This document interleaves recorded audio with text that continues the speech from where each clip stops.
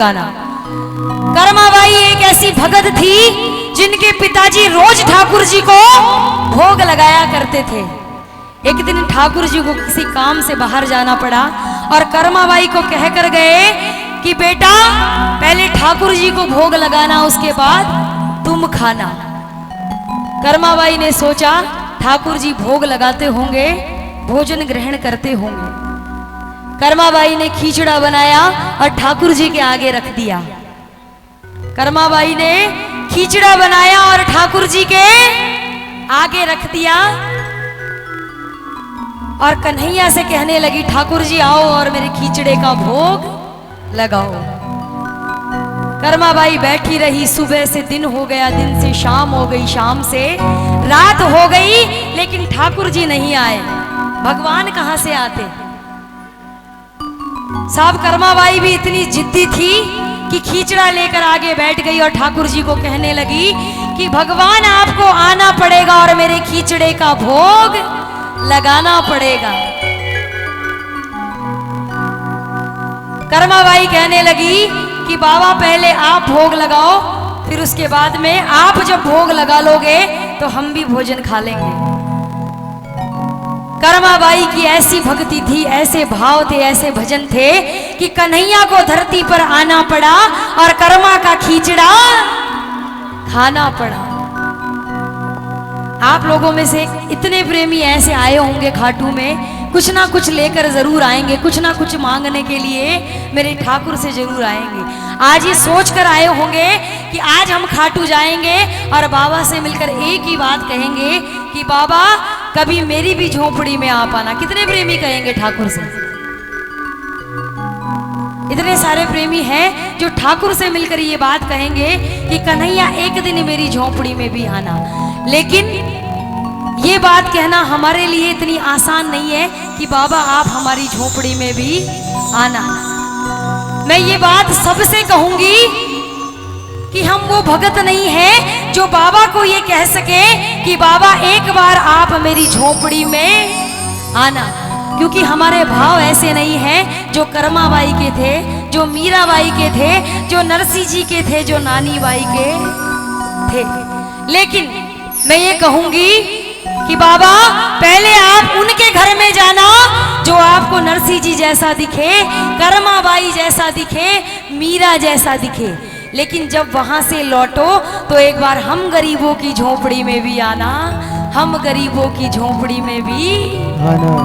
आओ। कितने प्रेमी मिलकर ठाकुर को ये बात कहेंगे? जो कहेंगे वो मेरे साथ मिलकर गाना। प्रेम निभाया मीरा से और विष का प्याला पीडाला, लाज रखी थी नरसिंह की, नानी का भात था भर डाला। खेती उपजाई धन्ना की, कर्मा का खीचड़ खाए थे। मुझ में ऐसे भाव नहीं जिस वशीभूत तुम आए। आओ कि बाबा मैं भगत नहीं हूं लेकिन तेरा प्रेमी जरूर हूं, इसलिए आपको एक बात जरूर कहता हूं कि जब भी ठाकुर जी आप वहां से लौटो तो हम गरीबों की झोपड़ी में भी आना, हम गरीबों की झोपड़ी में भी आना। आओ जितने प्रेमी मिलकर कहेंगे वो मेरे साथ मिलकर गाना। अपने भक्तों के घर तुम गए थे गिरधर, अपने भक्तों के घर तुम गए थे गिरधर, अपने भक्तों के घर तुम गए थे गिरधर, अपने भक्तों के घर तुम गए थे गिरधर। ये पता है जमाने को बाबा आ जाओ ना निर्धन के यहाँ पल ही बिताने को। बाबा जाओ ना निर्धन के यहाँ कुछ पल ही बिताने को। कितने ऐसे निर्धन प्रेमी बैठे हैं जो ठाकुर जी को अपनी झोपड़ी में बुलाएंगे। जो बुलाएंगे वो एक बार बिल्कुल सीधे हाथ खोलना, ये लंबे लंबे दोनों हाथ खोल के और मिलकर तालियों की सेवा। 1 2 3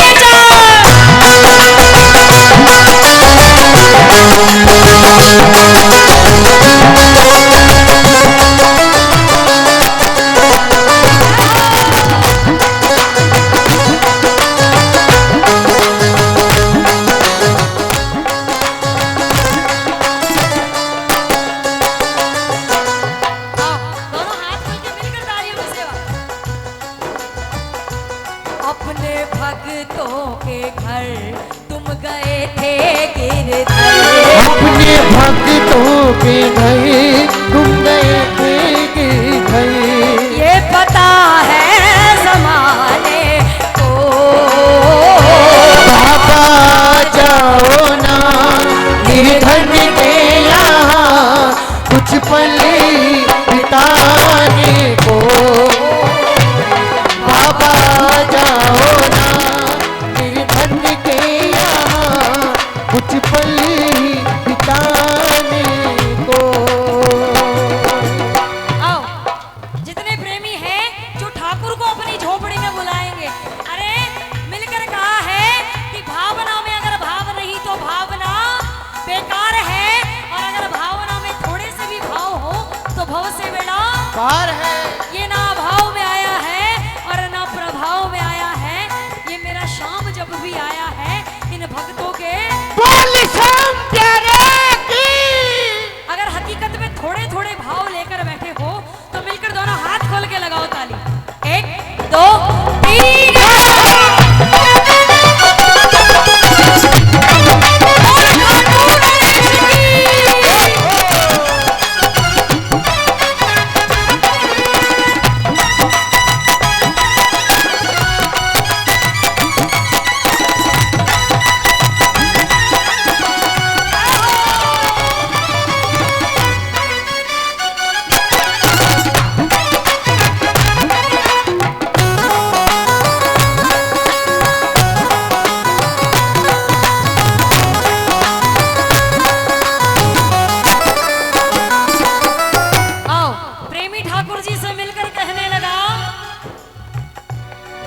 अरे 56 भोग लगे तेरे, एक दिन खा लेना शाम सूखा सूखा।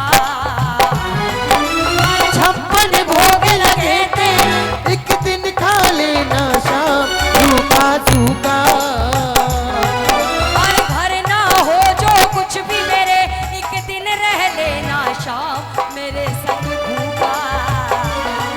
हो घर ना हो जो कुछ भी मेरे, एक दिन रह लेना तू मेरे संग भूखा।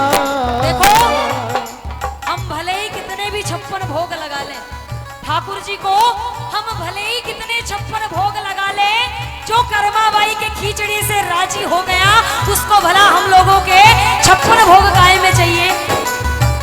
जो हम लोगों को रोटी दे रहा है, जो हम लोगों को रोटी दे रहा है, भला हम लोग उसको क्या 56 भोग लगाएंगे।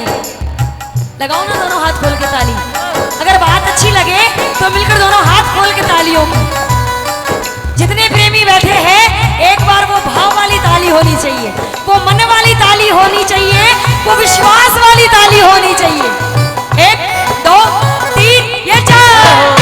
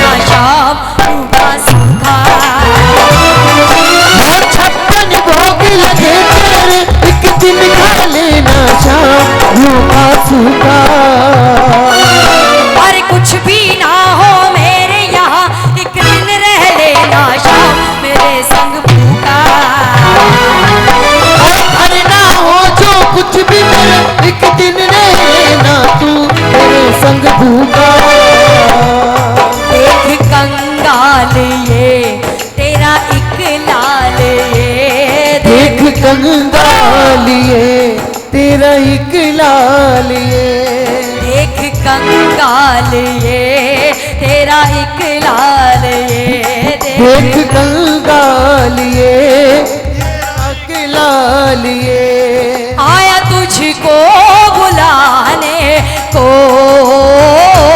बाबा जाओ ना निर्धन के यहाँ कुछ पल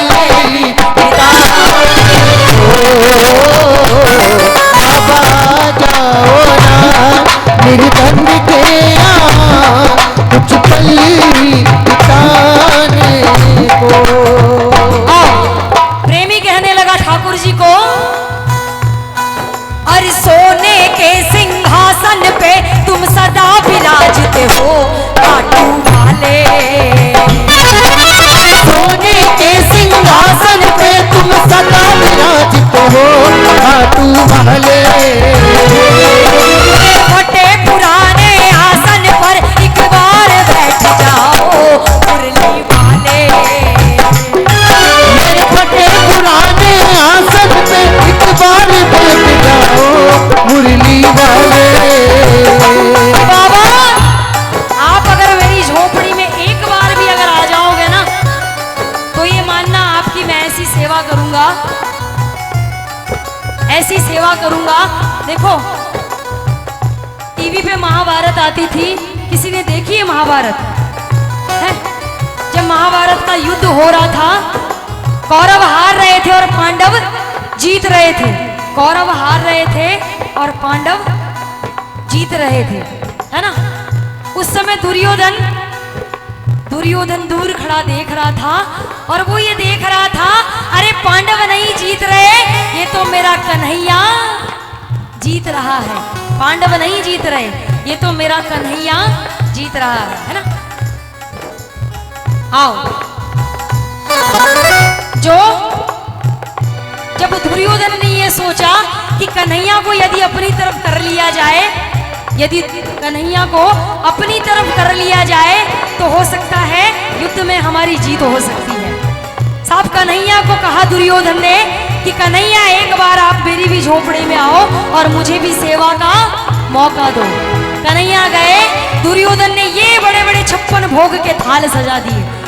साहब कन्हैया ने मुड़ के दुर्योधन की तरफ देखा भी नहीं और विदुर जी के घर चला गया। कन्हैया विदुर जी के घर चले गए और विदुर जी के घर जब गए तो विदुर जी घर में नहीं थे। विदुरानी जी कन्हैया को देख के हक्का बक्का रह गई, बिल्कुल भाव विभोर हो गई कि अरे मेरे घर में कन्हैया आए हैं। कन्हैया के लिए आसन लगाया और कन्हैया को बिठाया। केला छीलती जाती, केला नीचे गिराती जाती और छिलका कन्हैया के मुंह में देती जाती। फिर केला छीलती, केला नीचे गिराती जाती और छिलका कन्हैया के मुंह में देती। इतने में विदुर जी सामने से आए और बोले, हे विदुरानी ये क्या करती हो? कन्हैया के मुंह में छिलका दे रही हो और केला नीचे गिरा रही हो।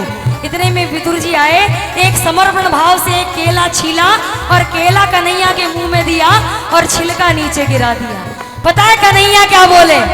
विदुर जी जो स्वाद छिलकों में आ रहा था वो स्वाद केले में नहीं। ऐसे भाव का भूखा है मेरा कन्हैया। दोनों हाथ खोल के मिलकर तालियां लगा दो और मिलकर ठाकुर को कहना, आजा रे कन्हैया आजा, आजा रे कन्हैया आजा रे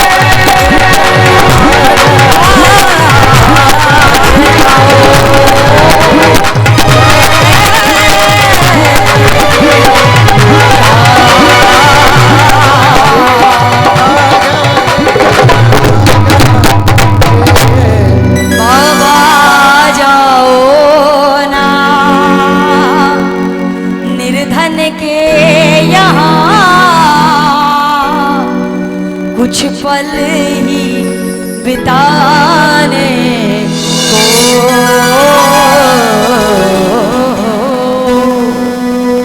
बोले खाटू नरेश की जय हो। बोले सांवरिया सरकार की जय हो।